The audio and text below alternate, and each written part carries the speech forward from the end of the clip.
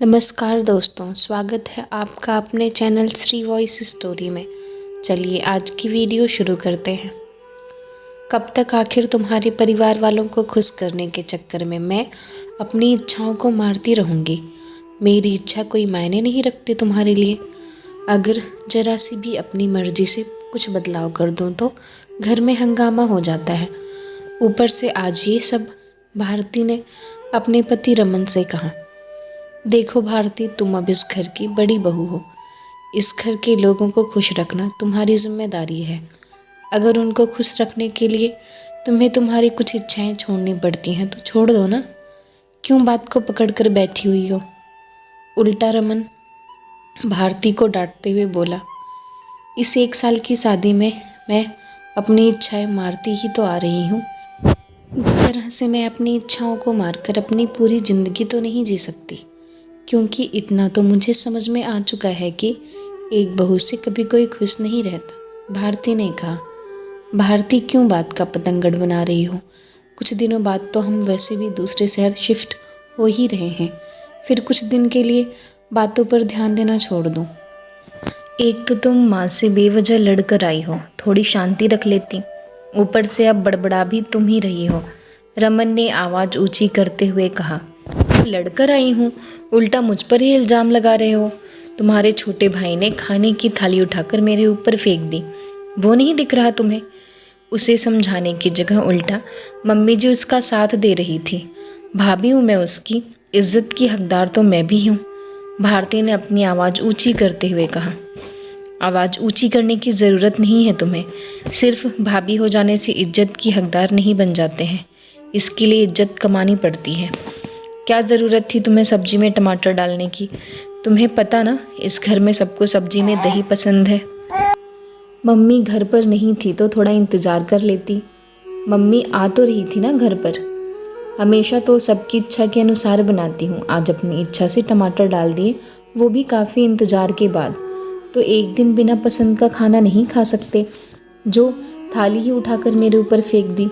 मैं तो खाती हूँ वो सब चीज़ें जो तुम लोगों को पसंद है, पर मुझे नहीं, भारती ने कहा। तुम बहू हो इस घर की और तुम्हें सबके हिसाब से अपने आप को ढालना पड़ेगा। तुम्हारे लिए हम लोग अपनी पसंद बदलने वाली नहीं है, समझे तुम? अब मुझसे कोई बात नहीं करनी, रमन ने कहा। आखिर रमन ने ये कहकर बात को वहीं ख़त्म कर दिया और कमरे से बाहर चला आया। बाहर ये बातें उसकी माँ कमला जी भी सुन रही थी। अपने बेटे की बातें सुनकर वो मन ही मन बहुत खुश हुई कि कम से कम बेटे ने तो बहू को ही दबा कर रखा।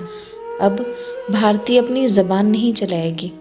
जब से भारती की शादी हुई थी वो यही सब बर्दाश्त कर रही थी।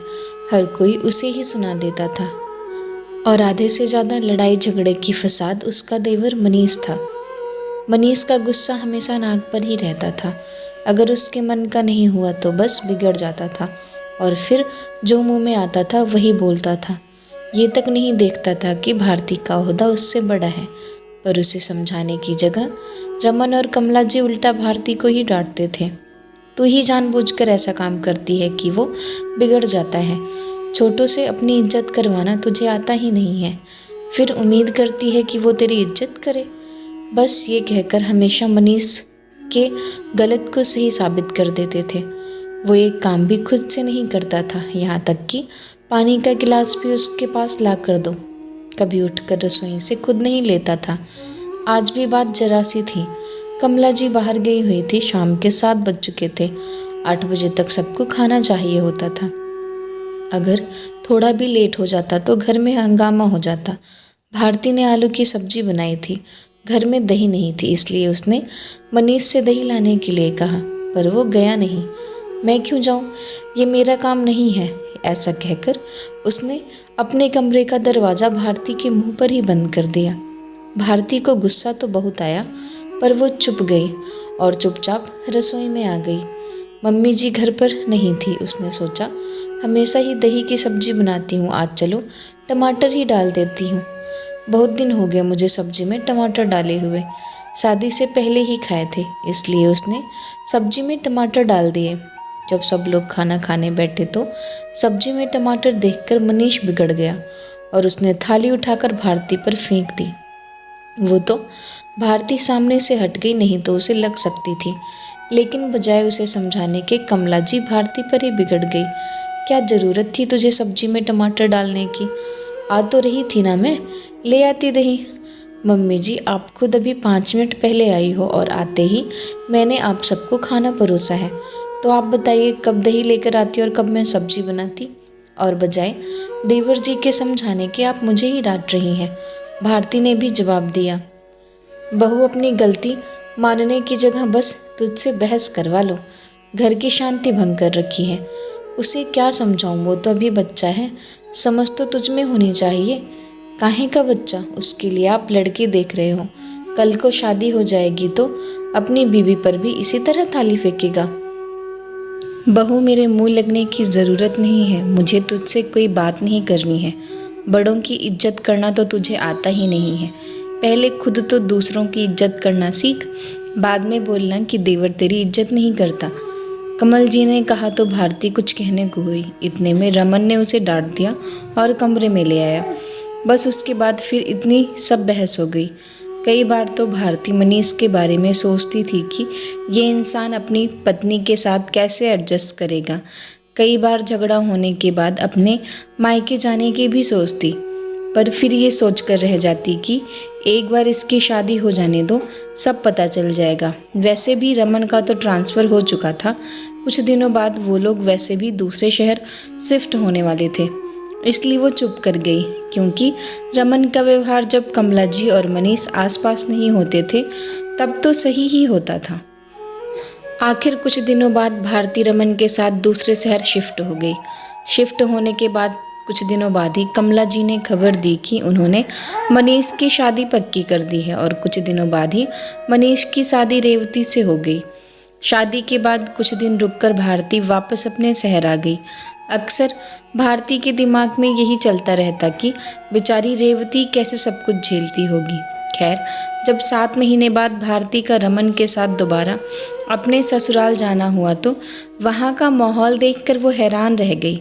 जो देवर कभी उठकर पानी का एक गिलास भी रसोई से नहीं लेता था, आज वो अपनी पत्नी के साथ घर के कामों में मदद कर रहा था। खैर, खाना तो रेवती ने सबके लिए बनाकर तैयार ही रखा था। थोड़ी देर बाद जब सब लोग खाना खाने बैठे, इधर रेवती सबके लिए रसोई में गर्मा गर्म रोटी सेक रही थी और भारती सबको परोस रही थी। अचानक सब्जी में टमाटर देखकर वो हैरान रह गई और सबसे ज़्यादा हैरानी तो उसे इस बात की हुई कि मनीष अपनी थाली में वो सब्जी लेकर आराम से खा भी रहा था और उसके चेहरे पर एक शिकन तक नहीं थी। इधर कमला जी भी अपने छोटी बहू की बहुत तारीफ करते हुए बोली, देखा रमन, छोटी बहू ने आते ही पूरा घर संभाल लिया। आजकल घर में बड़ी शांति रहती है, ये अच्छे से जानती है कि कैसे सबको खुश रखना है। खाना भी बहुत अच्छा बनाती है। रेवती कभी किसी को शिकायत का मौका नहीं देती है। ये सुनकर भारती ने रमन की तरफ देखा तो रमन चुपचाप नजरें नीचे किए खाना खा रहा था, कुछ भी नहीं कह रहा था। जानता था कि भारती के मन में 10 बातें घूम रही होंगी, इसलिए कुछ नहीं बोला। लेकिन भारती से बर्दाश्त नहीं हुआ तो उसने कहा, हाँ मम्मी जी, अब शांति ही रहेगी ना। आखिर अपनी बीवी के आगे तो अच्छे अच्छे पानी भरने लग जाते हैं। थालियां उठाकर फेंकने का सिस्टम तो सिर्फ भाभी के सामने ही होता था। बीबी के सामने तो जो नहीं खाते थे वो भी खाने लग गए। तभी रेवती रसोई से गर्मा गर्म रोटी लेकर आई। उसे देखकर रमन ने भारती को घूर कर देखा तो वो चुप हो गई। लेकिन जहाँ जहाँ उसे मौका मिलता था वहाँ वहाँ अब वो ज़रूर बोलती थी। आखिर वो इतना बर्दाश्त करके बैठी थी, सारी भड़ास निकालने का मौका ही अब मिला। और सबसे बड़ी बात, न सास, न पति और न देवर, अब कोई उसे जवाब नहीं दे पा रहा था। अगर आपको कहानी पसंद आई हो तो चैनल को शेयर करें, सब्सक्राइब करें और कमेंट करें।